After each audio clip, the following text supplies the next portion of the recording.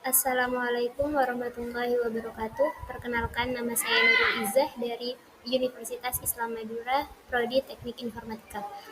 Pada video kali ini, saya akan menjelaskan tentang algoritma brute force, karakteristik algoritma brute force, serta contoh-contoh beberapa persoalan yang diselesaikan dengan algoritma brute force.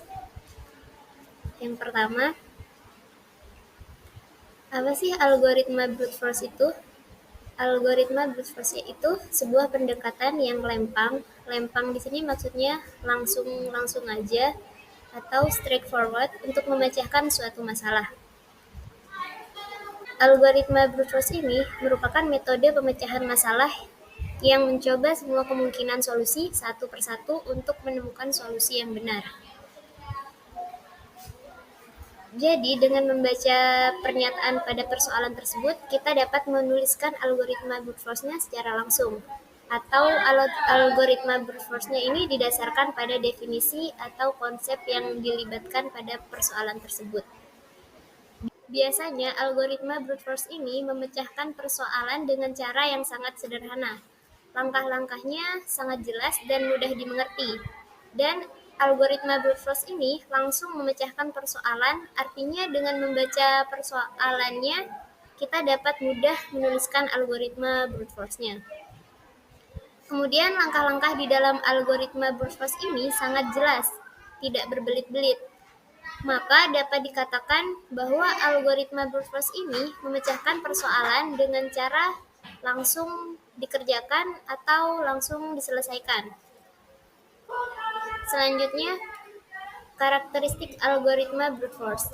Algoritma brute force ini umumnya tidak cerdas dan tidak efektif karena ia membutuhkan jumlah langkah yang besar dalam penyelesaiannya. Kadang-kadang algoritma brute force ini disebut juga algoritma naif algoritma. Algoritma brute force ini seringkali merupakan pilihan-pilihan yang kurang disukai karena ketidakefektifannya. Tetapi dengan mencari pola-pola yang mendasar, keteraturan, atau trik-trik khusus biasanya akan membantu kita menemukan algoritma yang lebih cerdas dan lebih efektif. Untuk masalah yang ukurannya kecil, kesederhanaan brute force biasanya lebih diperhitungkan daripada ketidakefektifannya. Algoritma brute force ini sering digunakan sebagai basis bila membandingkan beberapa alternatif algoritma yang efektif.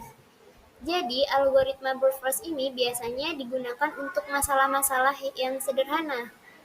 Jika masalah yang lebih berat atau ekstrim, dia tidak akan efektif. Lebih baik menggunakan algoritma yang lain. Baik, selanjutnya berikut ini merupakan contoh-contoh persoalan yang algoritma brute force-nya ditulis berdasarkan pernyataan pada persoalan tersebut.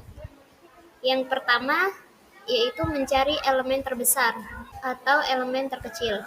Contoh persoalannya yaitu diberikan sebuah senarai yang beranggotakan n buah bilangan bulat, yaitu elemen A1, elemen A2, sampai elemen AN.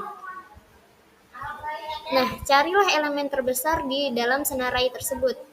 Nah, berdasarkan pernyataannya pada persoalan tersebut, maka kita dapat langsung menuliskan algoritma brute force-nya. Nah, ini adalah contoh pseudocode algoritma brute force untuk mencari elemen terbesar seperti yang sudah dijelaskan tadi. Jadi, kita asumsikan elemen pertama sebagai elemen terbesar, kemudian kita menelusuri dari elemen kedua sampai elemen ke N. Kita bandingkan elemen K dengan elemen maksimal, sementara jika elemen K lebih besar dari elemen maksimal, maka nilai maksimal tersebut untuk sementaranya adalah ke N. Kita ulangi kembali untuk elemen-elemen yang lainnya.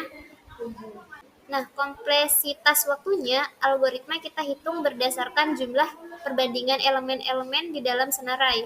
Karena di sini operasi perbandingannya itu terdapat dalam sebuah look for dari 2 sampai N. Berarti operasi perbandingannya ini dilakukan sebanyak N-1 kali, sehingga kompleksitas waktunya adalah ON. Selanjutnya contoh persoalan yang kedua. Di sini ada pencarian beruntun atau sequential search. Persoalannya yaitu diberikan senarai yang berisi n buah bilangan bulat, elemen A1, A2, sampai elemen AN. Nah, di sini carilah nilai X di dalam senarai tersebut. Jika X ditemukan, maka keluarannya adalah indeks elemen senarai. Jika X tidak ditemukan, maka keluarannya adalah -1.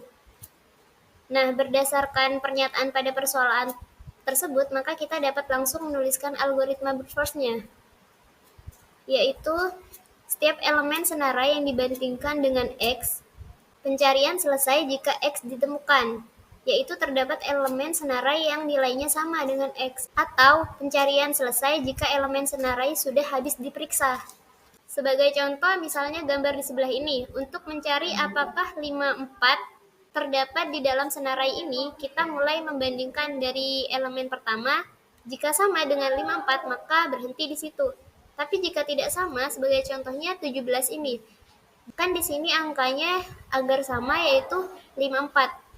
Tapi di sini 17. Jadi jika tidak sama, maka akan lanjut ke elemen indeks berikutnya. Setelah 17 di sini ada 20. Jika tetap tidak sama, maka akan berlanjut ke sebelahnya 26 dan terus sebagainya sampai sama dengan angka 54-nya. Nah, ini contoh pseudocode-nya algoritma brute force untuk pencarian secara beruntun. Di dalam sebuah senarai yang berisi elemen integer, kita mulai melakukan perbandingan dari elemen pertama.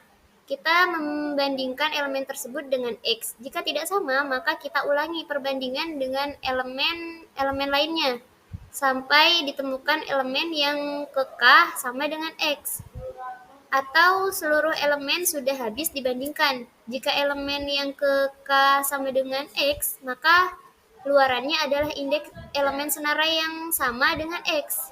Itu pada indeks sama dengan K. Tapi jika seluruh elemen sudah dibandingkan dan tidak ada yang sama dengan X, maka keluarannya adalah indeks yang diisi dengan nilai -1. Nah, berapa kompleksitas waktu algoritma pada pencarian beruntun ini?